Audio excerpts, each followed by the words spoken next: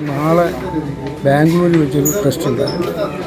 ഇന്ന് വൈകിട്ട് 4 മണിക്ക് എൻ്റെ മോളും കൊച്ചുമോളും കൂടെ അവിടെ പോകാനായിട്ട് കൊട്ടാരക്കരയിൽ നിന്ന് വണ്ടിയെല്ലാം ബുക്ക് ചെയ്തു. അപ്പോൾ ഇന്നലെ ദുരന്ത വാർത്ത ഞങ്ങളെ തേടിയെത്തി.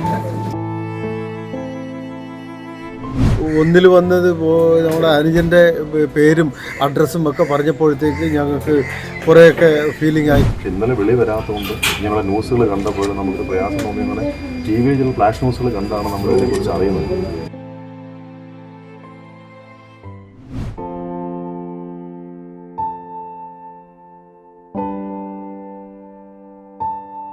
കൊല്ലം വെളിച്ചിക്കാല വടക്കേക്കാട്ട് വീട്ടിൽ ലൂക്കോസിൻ്റെ വിയോഗം വീടിനും നാടിനും ഇപ്പോഴും ഉൾക്കൊള്ളാനാവുന്നില്ല. ഫുൾ A+ നേടിയ മകളുടെ നഴ്സിംഗ് അഡ്മിഷനായി കുവൈത്തിൽ നിന്നും നാട്ടിൽ വരാനിരിക്കെയാണ് ഈ അതിദാരുണമായ സംഭവം.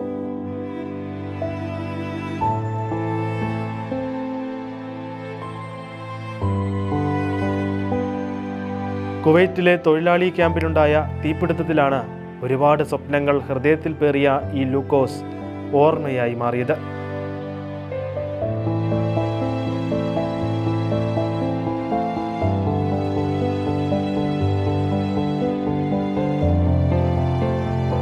പതിനെട്ട് വർഷമായി കുവൈറ്റിൽ ജോലി ചെയ്യുകയാണ് സാബു എന്ന ലൂക്കോസ്.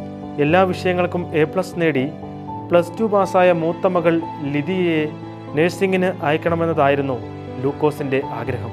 ഇതിനുള്ള അഡ്മിഷനായി അടുത്ത മാസം നാട്ടിൽ വരാനിരിക്കുകയായിരുന്നു.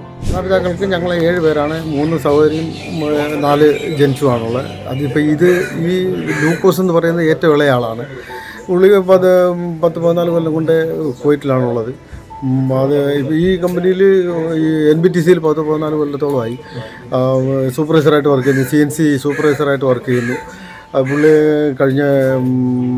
കഴിഞ്ഞ മാസം വരായിരുന്നതാണ്. പക്ഷേ കുട്ടിയുടെ അഡ്മിഷൻ്റെ അടിസ്ഥാനത്തിൽ 1 മാസം കൂടെ ലേറ്റാക്കി വരാൻ തീരുമാനിച്ചു. അങ്ങനെ വരാൻ തീരുമാനിച്ചു വെച്ച ആ ഒരു വിഷയത്തിൻ്റെ അടിസ്ഥാനത്തിലാണ് ഇന്നിപ്പം പുള്ളിയുടെ മരണം സ്ഥിരീകരിക്കേണ്ടി വന്നത്. ഇല്ലെങ്കിൽ നേരത്തെ ആയിരുന്നെങ്കിൽ നാട്ടിലെത്തിപ്പോയനെ. ഈ വിഷയത്തെ അനുബന്ധിച്ച് കമ്പനിയുടെ ഭാഗത്തു നിന്നോ ഞങ്ങൾക്ക് യാതൊരു വിധമായ ഇൻഫർമേഷൻ കിട്ടിയിട്ടില്ല. പിന്നെ ഞങ്ങൾ അറിഞ്ഞ എങ്ങനെയാണെന്ന് പറഞ്ഞാൽ ഈ ചാനലുകളിൽ വരുന്നതായ ന്യൂസുകൾ പല ചാനലുകളുണ്ടല്ലോ. അപ്പോൾ പല ഇതിലും പല രീതിയിൽ വരുന്നു. അങ്ങനെ ഒന്നിൽ വന്നത് നമ്മുടെ അനുജൻ്റെ പേരും അഡ്രസ്സും ഒക്കെ പറഞ്ഞപ്പോഴത്തേക്ക് ഞങ്ങൾക്ക് കുറേയൊക്കെ ഫീലിംഗ് ആയി. കാരണം ഇത് കുവൈറ്റിലെ ആ ബിൽഡിങ് എനിക്ക് നന്നായിട്ട് അറിയാവുന്ന സ്ഥലമാണ്. അപ്പോൾ അതുകൊണ്ട് എനിക്ക് കൂടുതൽ ഫീലിംഗ് ആയി. അങ്ങനെ അതിനെക്കുറിച്ച് വിശദമായിട്ട് ചെക്ക് ചെയ്തപ്പോഴാണ് ഈ കാര്യങ്ങൾ വ്യക്തമായിട്ട് അറിയാൻ പറ്റിയത്.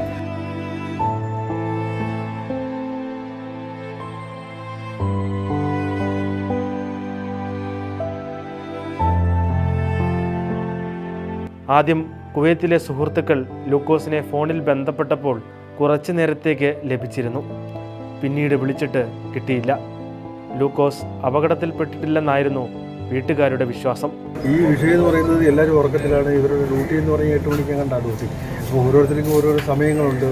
അവിടുത്തെ കാൽക്കുലേഷൻ ബാത്റൂം കാര്യങ്ങൾ അങ്ങനെയൊക്കെ സെറ്റിങ് ചെയ്യുന്നതിന് ഉള്ള സൗകര്യാർത്ഥം അവർ 8 മണിക്ക് ഓരോരുത്തരുടെ സമയം.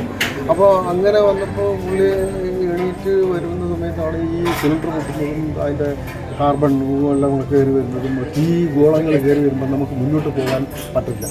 അങ്ങനെയുള്ള ഒരു സാഹചര്യത്തിലോട്ട് കാർബണും എല്ലാം കയറി അങ്ങനെയുള്ള എൻ്റെ ഒരു അവസ്ഥയിൽ പെട്ടുപോയെന്നാണ് അറിയുന്നത്.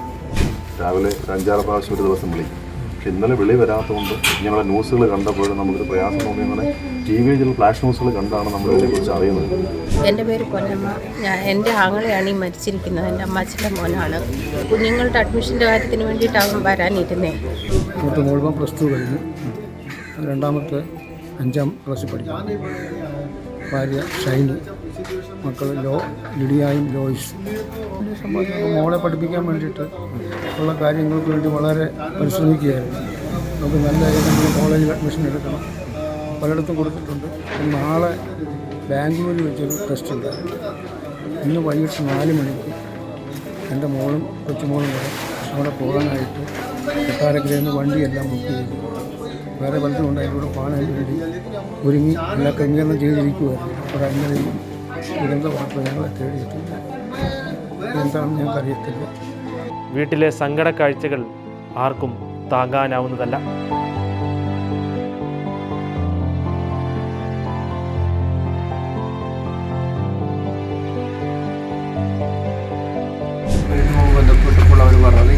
ഗവൺമെൻറ് എല്ലാ ഭൗതിക ശരീരവും കൂടെ ഒരുമിച്ച് കൊണ്ടുവരാൻ ഒരു ഒറ്റ വിമാനത്തിൻ്റെ സംവിധാനത്തെക്കുറിച്ചിട്ടുള്ള ഒരാലോചനയാണ്.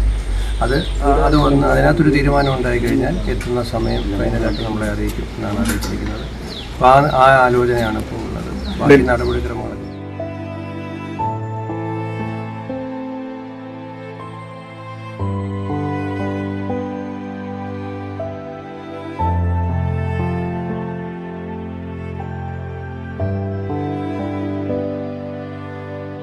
എന്നും ബൈബിൾ വായിക്കുകയും പ്രാർത്ഥനകളിൽ സജീവമായി സംബന്ധിക്കുകയും ചെയ്തിരുന്ന ലൂക്കോസിൻ്റെ കുടുംബത്തിൻ്റെ വേദനകൾ നമുക്കും ഏറ്റെടുക്കാം. പ്രാർത്ഥനകളിൽ ഈ കുടുംബത്തെയും ഓർക്കാം.